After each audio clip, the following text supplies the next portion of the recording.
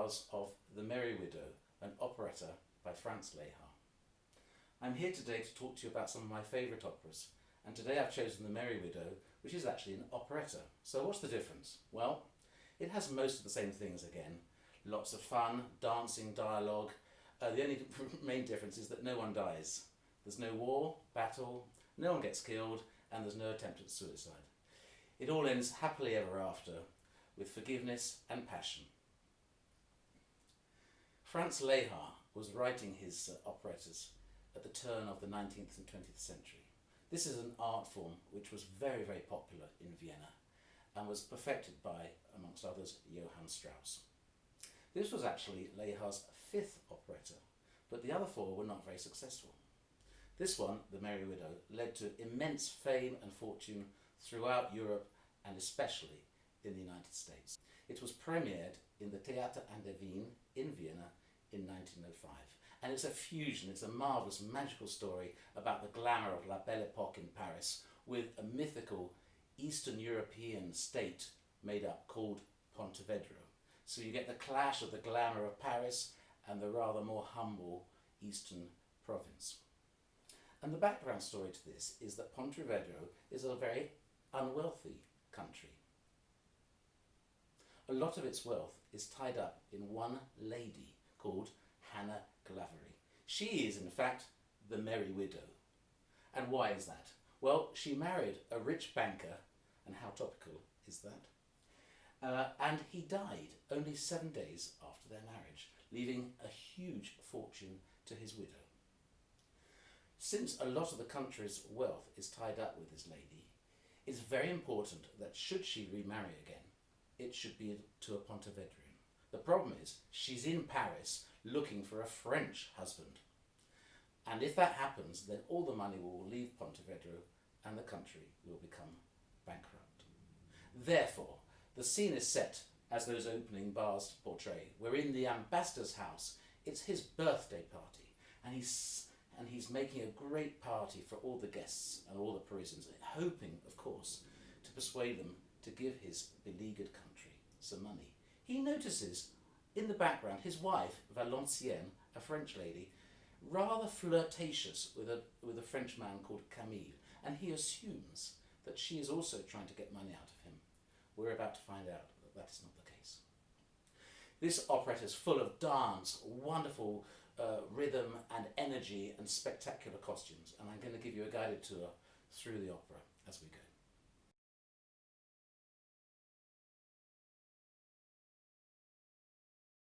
We are now in Act 1, the Pontevedrian embassy in Paris. It's the ambassador's birthday and he's trying desperately to raise money for the homeland. He's also waiting for his star guest, Hannah Glavery, our Merry Widow, to arrive. What I just played you is a gallop, and it goes straight into a march.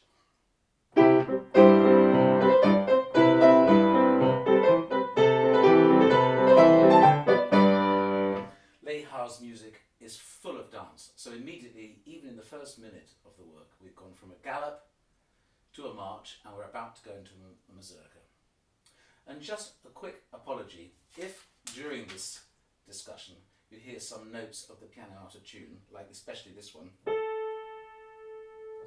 it's because here we are stuck at home in lockdown and we have to just get on with it. Piano tuners are not able to come into my house at the moment. So gallop, march, and then our first mazurka.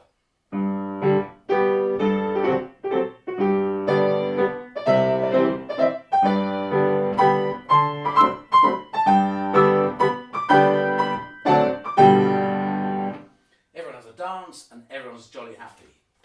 Immediately, the ballroom music starts. It's our first waltz.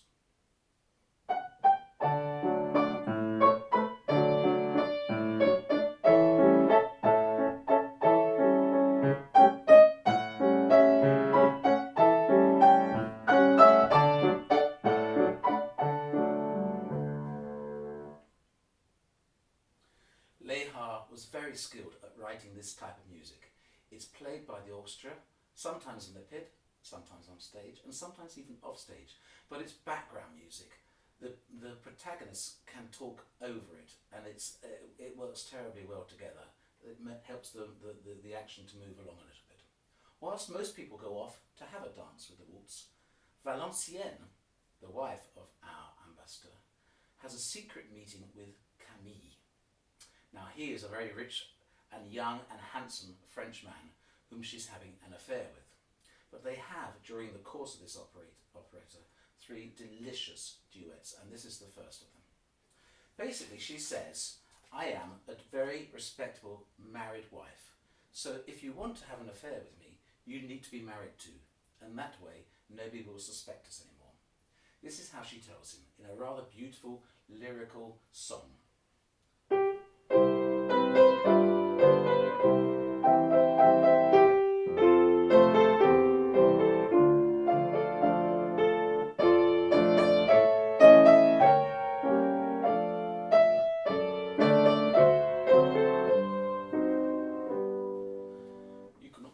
Hear her yearning, pleading with him to do the right thing, and then they can still stay together.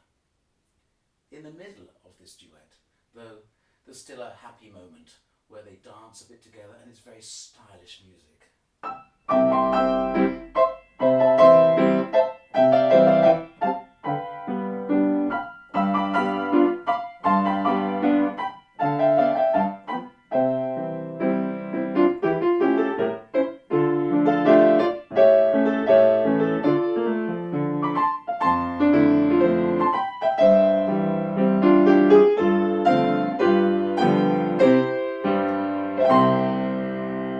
Valenciennes really thinks that if Camille could marry Hannah, a lot of their problems would be resolved. In the next number, finally, our main lady arrives. She's always late, but that's her prerogative. Hannah arrives with a great crescendo of drums and activity. Of course, all the men are extremely pleased to see her, because she's very rich. And she retorts, of course, by saying, well, I know what this is all about. It's because you want to marry me, isn't it? You only want to marry me for my money. No, no, no, no, they say. Not at all. Huh. And this is how she tells them in a mazurka.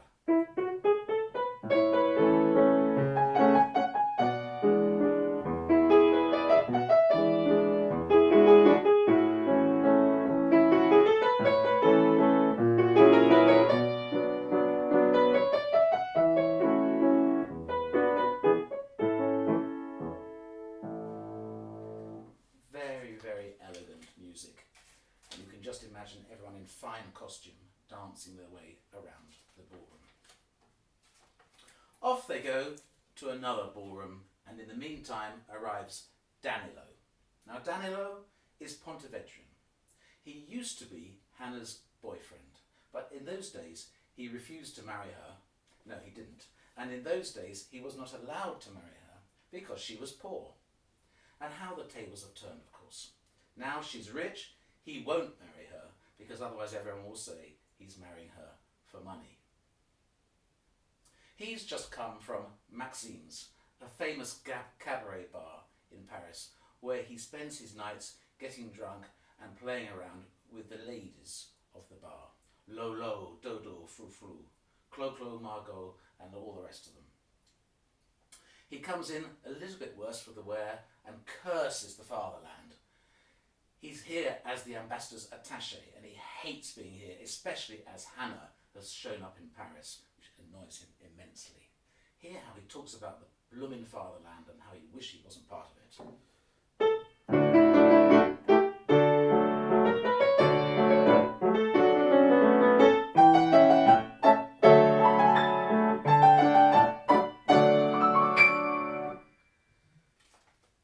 In the middle of his song, he reminds himself of the pleasures of Maxime's and his lovely girls.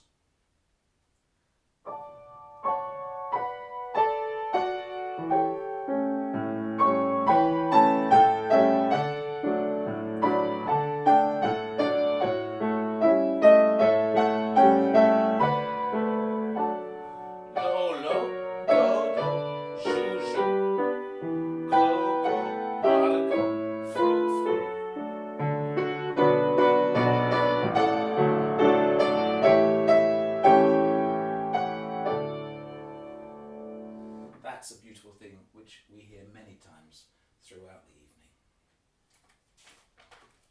Camille and Valenciennes reappear for yet another duet. And now this one starts with a different dance called a Charleston, which actually originated in the city of Charleston, the harbour city in South Carolina.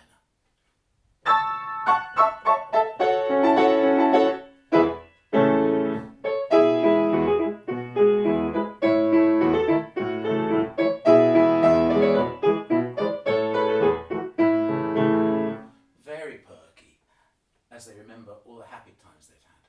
But then there's a middle section when again she returns to the present situation. What on earth is he going to do about it?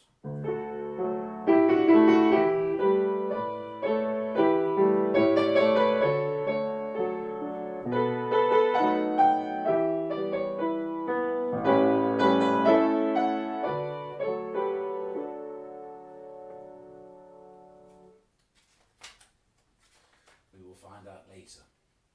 Act 1 comes to a crashing close with a great finale and a tutti. It starts off with the famous Ladies' Choice. It's the evening where the ladies have a dance card and they choose the men they want to dance with. Ladies' Choice.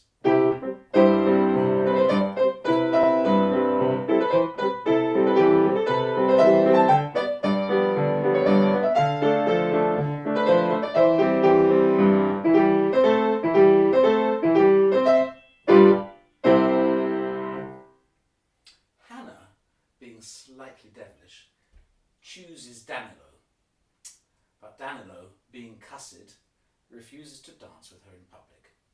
There's plenty of frivolity, chat, banter and jousting, and at the very end they do have a dance together when everyone else has disappeared. This is one of Lehar's beautiful waltzes.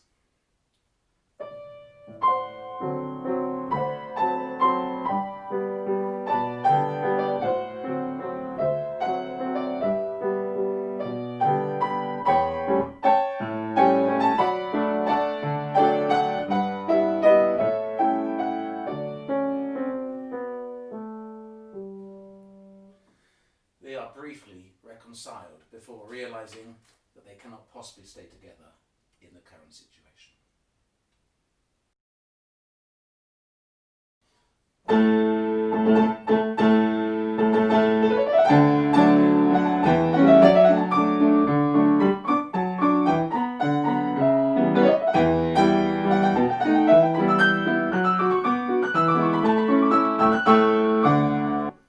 That's a brilliant polonaise which opens Act 2.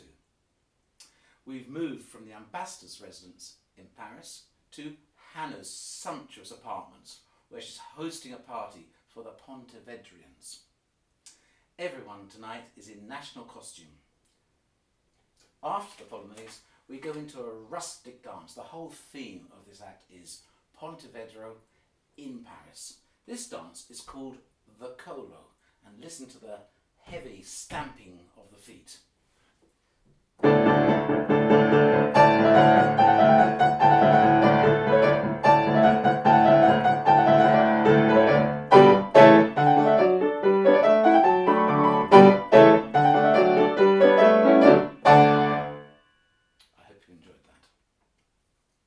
Next, Hannah herself takes the stage. She's going to sing a very beautiful and very famous song called Vilia. Now she does this in the knowledge that Danilo, who she still secretly loves, is also in the party and listening to her and watching her incognito. Vilia is the story about a mythical sprite who lives in the forest. One day, a handsome man rides by on a horse and is struck by her beauty, bewitched by her charm.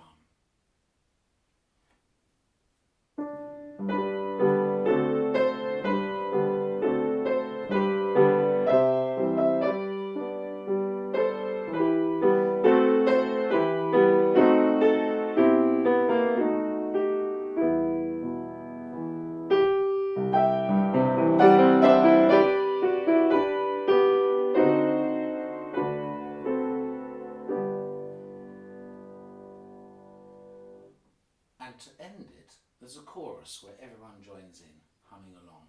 And there's a special instrument involved in this called a cimbalom.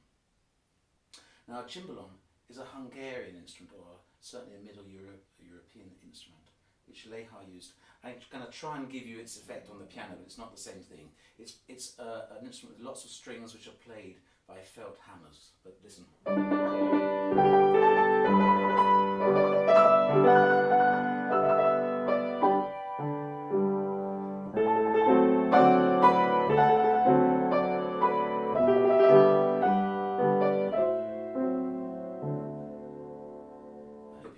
Tremoling that I've tried to imitate the sound of a cimbalom. And this all adds to the atmosphere. The Pontevedrians are slightly homesick, enjoying this folk song from their homeland. In the first act, Camille had written on Valenciennes' fan. He had written the words, "I love you," and then given her the fan. Rather carelessly, he has lost the fan. But now here, in Hannah's house, the fan has been discovered. And several of the Pontevedrian men assume that whoever wrote it was writing to their wives. They all feel betrayed by their women and their wives. And they come together to sing a septet. It's a march like this.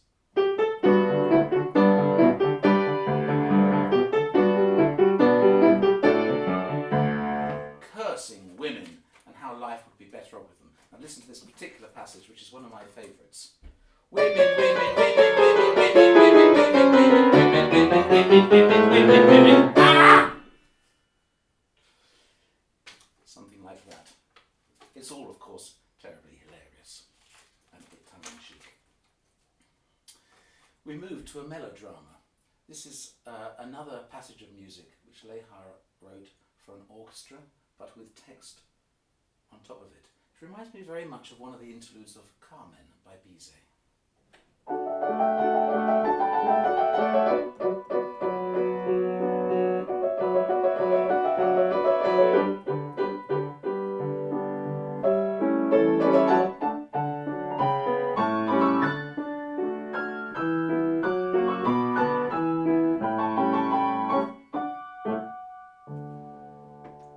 Very delicate and very beautiful.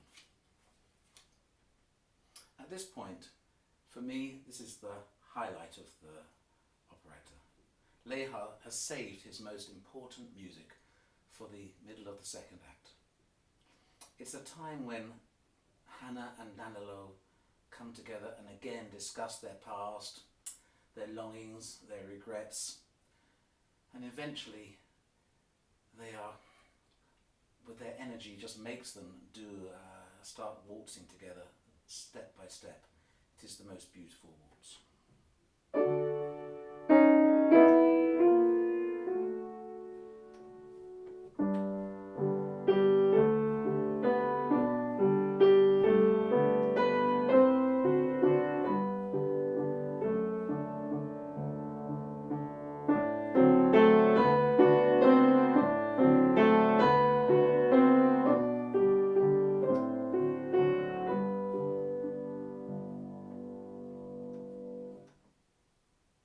In those days, composers didn't necessarily make all their money from having their entire works performed, whether symphonies, ballets, operas.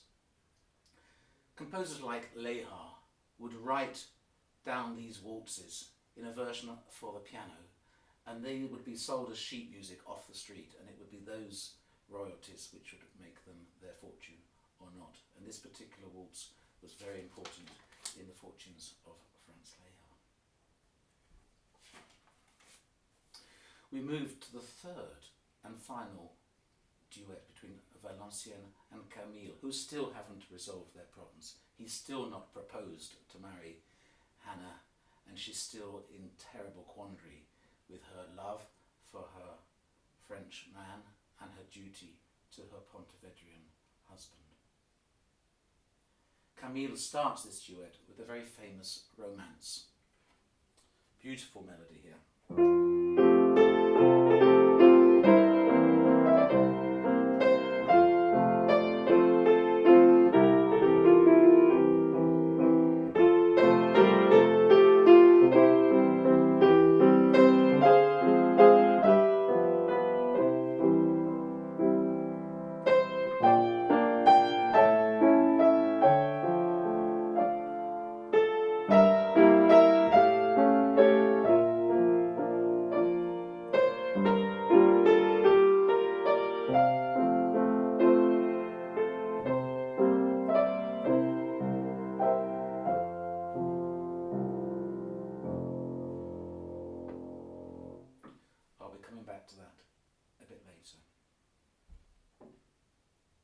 in order to have a moment of privacy, they enter the pavilion in Hannah's garden.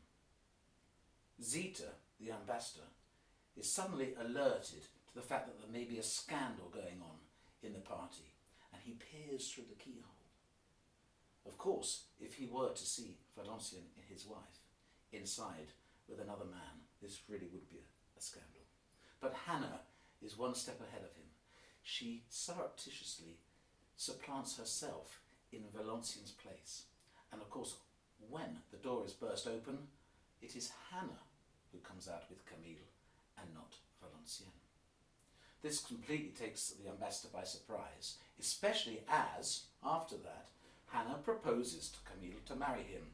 This is perfect for Valenciennes, of course, but it is not perfect for Danilo, who doesn't want this to happen under any circumstances. Such is life in the merry land of operas and operettas. And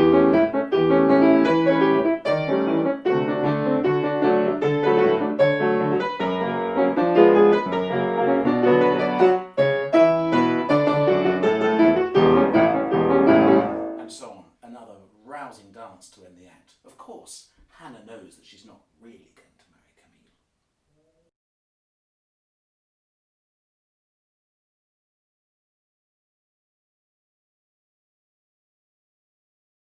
I'm now delighted to introduce today's special guest, Giles Havergal.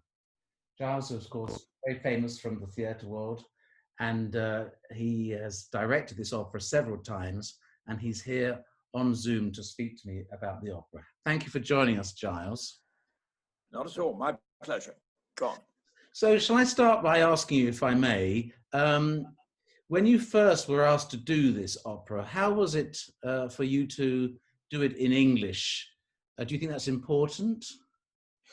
I think it's essential with this kind of material that it's done in the language of the audience. Yes. I think you can do a very good argument for always doing Mozart in Italian or German, always doing Wagner in German. But I don't think that holds up in something that is really the precursor of a musical and something which has so much dialogue. Yes. I think it's all very well for people to sit through music which they can't understand, but have people speaking on stage which they can't understand seems pointless. And also, this is such an involving piece. You need the audience to be on your side and understand it. So I personally, in England, would never, or Britain, would never do this kind of work, Fledermaus or something like that, in any other language except English. No, I agree with you. Now, of course, you've directed this opera in several countries, in several situations, with all sorts of different conductors and singers and theatres. How did you approach that? Well, we worked on, I worked with a very brilliant translator, because that's the other side of that previous question you asked me. You've got to have a good translation. And I worked with Kit Hesketh-Harvey, who is really brilliant. And what we did between us, he worked on the lyrics of the numbers, but on the dialogue and the drama, we kind of reshaped the piece slightly, cut some scenes because some scenes are too long, cut some scenes out, and so on. And so that by the time I then took the same production to Australia, to the Sydney Opera House, and then it came back to Leeds sort of almost 10 years later, that the structure of it remains pretty well the same. Now, of course, the reason I'm doing this program, Giles, is that, as you know, The Merry Widow is one of my top 10, shall we say, operas. How does it fit into your favourite boxes, shall we say?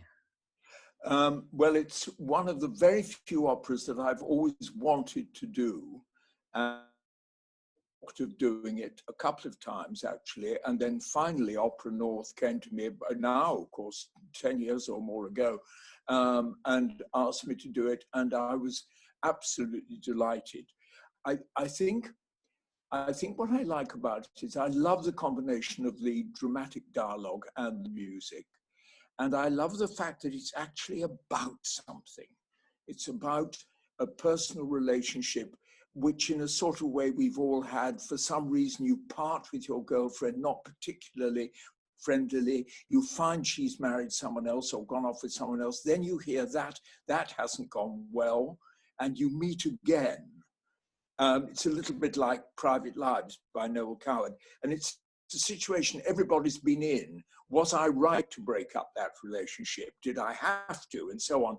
And as somebody who I was working with at the time we did it said, it's actually about redemption. It's about you get a second chance.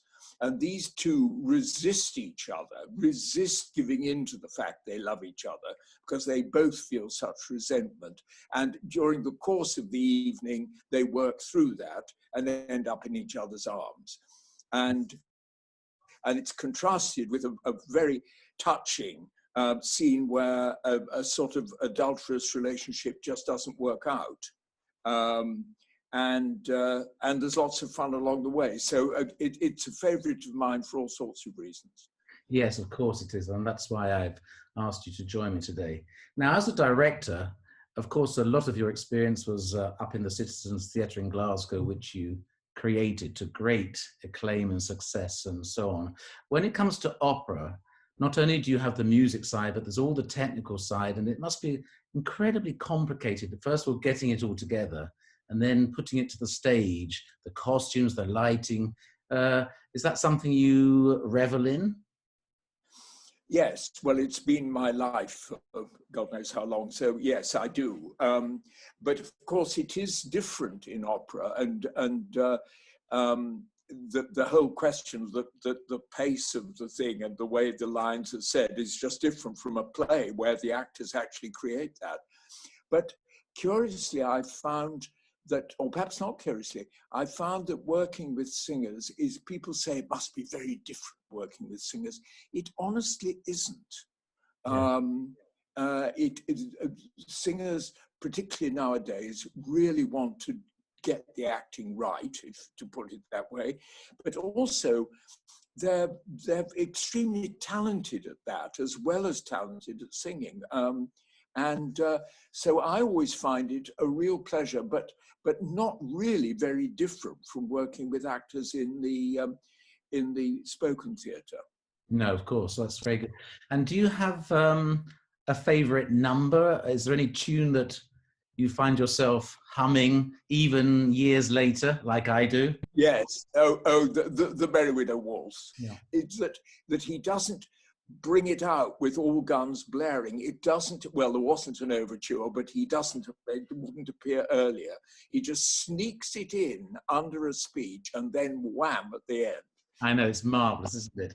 And I can see, even as you talk about it, how your face lights up with the memory of not just that tune, but all the rehearsals that you've gone through. I always remember every day we used to start rehearsals, and you're always terribly up for it and ready for everyone to arrive, and around the piano or around the book. It's a marvelous experience, isn't it? Yes, yes. And that feeling that, and that's where that whole relationship between the conductor and the director is so important. The atmosphere in the rehearsal room cannot be two leaders. You've got to absolutely be on the same page. Otherwise, it's so uncomfortable for the singers. And it makes the whole process so unmanageable, really. That's marvelous. And I just want to thank you for sharing these thoughts with us today. It was always a pleasure working with you, and it's been. And I think it's so great that you're putting out these at this time. Thank you for your time. Lovely.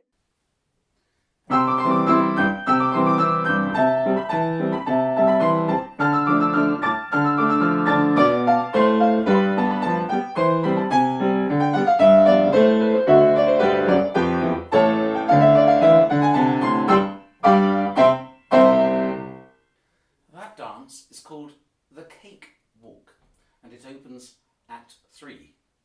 This is a dance from the black slave plantations of the American South. At the end of each week, the slaves would compete for the prize of a cake, and the best dancers would receive a cake from the owner, hence the name Cake Walk. We are now in Maxime's, a place that Danilo spends a great deal of time. Zita, the ambassador, arrives with the Pontevedrians. The Grisettes, including Valenciennes, who herself used to be a grisette, and that is how she met her husband. They entertain them with a can-can.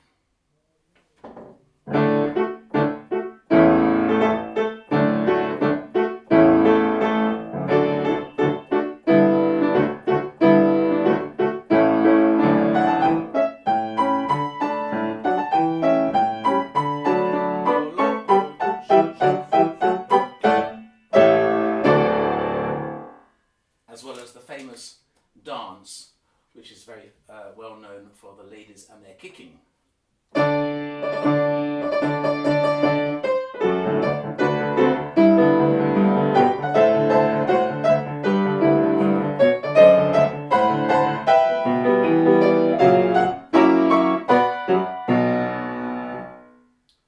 Well entertained. Hannah arrives and explains to Danilo why it was she that was discovered in the pavilion. At the same time, Zita, the ambassador, recognises that the fan belongs to his wife, and he sees the writing, "I love you," on it. He denounces her in public. However, Valenciennes is already one step ahead of her husband. She turns the phone... No, she doesn't turn the phone over. She turns the fan over, where she has written, "I am a respectable wife." All is forgiven in true operetta style. Hannah announces that under the terms of her late husband's will, upon remarrying to anyone, she will lose her entire fortune. Dismayed from the Pontevedrians, their plan has failed. At the same time, though, of course, this allows Danilo to propose to her, because if she loses her fortune, she will be as poor as him. Relieved, he says, "Darling, I love you. Please, will you marry me?"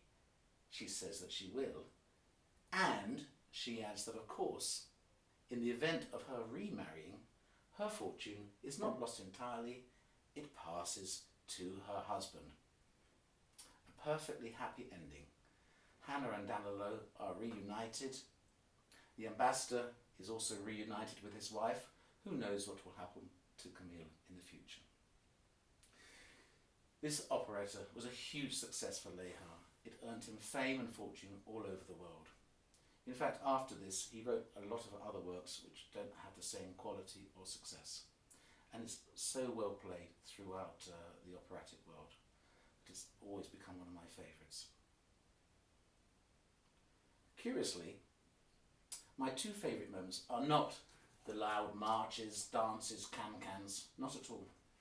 It's two very quiet moments which happen earlier in the work, and I'm going to share them with you now.